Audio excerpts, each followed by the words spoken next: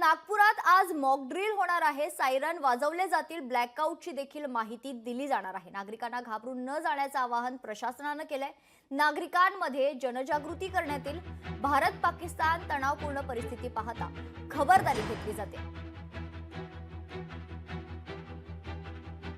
रात्रीची वेळ ज्यावेळेस आपण नाईटच्या ब्लॅकआउटच्या ज्यावेळेस घेणार आहे त्याच्यात कसे लाईट ऑफ करायचे आहे, कसे कर्टन्स वगैरे लावायचे आहे, कसे आतमध्ये लाईट्स ऑफ करायचे आहे आणि याचे पुढे जे हॉस्पिटल्स आहेत त्यांचा वेगळा एक SOP असतो, तेही आम्ही सगळ्यांना सांगितलेलं आहे। तर याप्रमाणे आपली तयारी राहील।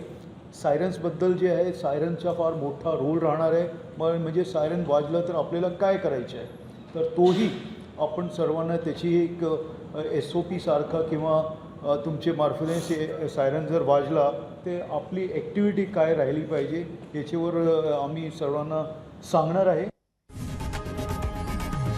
लोकशाही मराठी ऐका, पहा, जागरूक रहा।